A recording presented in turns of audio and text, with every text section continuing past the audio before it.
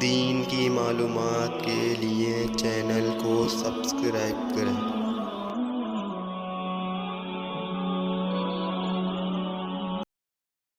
نحمده ونصلی علی رسول کریم اما بعد۔ محترم ناظرین کرام، السلام علیکم ورحمۃ اللہ وبرکاتہ۔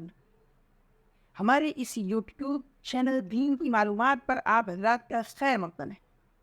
آج کی اس ویڈیو میں ہم بات کریں گے اس شخص کے تعلق سے جس کو نماز پڑھتے ہوئے نماز کی رکعتوں کی تعداد میں شک ہو جائے کہ کتنی رکعت ہوئی ہیں، تو ایسے شخص کو کیا کرنا چاہیے۔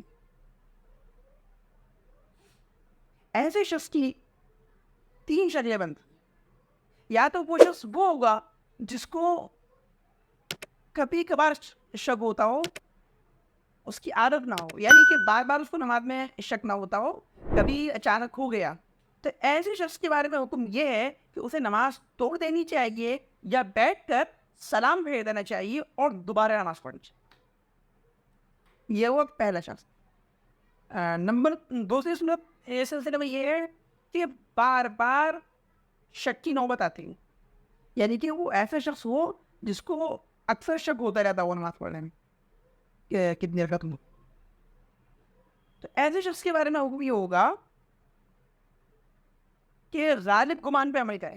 غالب گمان کا مطلب یہ ہے کہ اس کو شک ہو گیا کہ 2 رکعت ہوئی ہیں یا 3 رکعت ہوئی، لیکن اس کو زیادہ یقین 2 رکعت پر ہے، تو 2 رکعت مان کر جو ہے اپنی نماز کو پڑھے آگے۔ یہ ہوا دوسرا شخص۔ اس سلسلے میں تیسری صورت یہ ہوتی ہے کہ وہ شخص ایسا ہو جس کو بار بار شک کی نوبت آتی ہو اور اس کو کسی ایک کوانٹٹی کے تعلق سے، کسی ایک عدد کے تعلق سے غالب گمان بھی نہیں ہو رہا ہو، یعنی کہ دونوں طرف معاملہ برابر سرابر ہو، دونوں کوانٹٹی میں، یعنی 2 ہوئی ہیں 3 ہوئی ہیں، تو دونوں میں وہ ایسا کنفیوژن ہو کہ کسی ایک چیز پہ اس کو زیادہ یقین نہ ہو، تو ایسے شخص کے بارے میں وہ یہ ہے کہ وہ کم عدد یعنی کم کوانٹٹی والی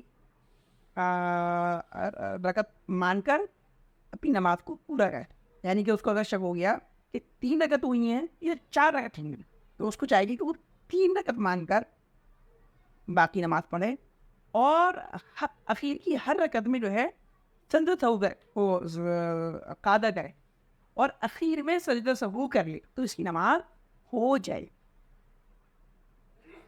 پہلے کو 2 شکلیں میں رہیں گی، ان میں سجدہ سہو نہیں ہے، سجدہ سہو صرف اسی تیسری شکل ہے۔ وآخر دعوانا ان الحمد للہ رب العالمین۔ نماز کے تعلق سے کوئی بھی چیز اگر سمجھ میں نہیں آئے، آپ لوگ ہم سے کمنٹ باکس میں پوچھ سکتے ہیں۔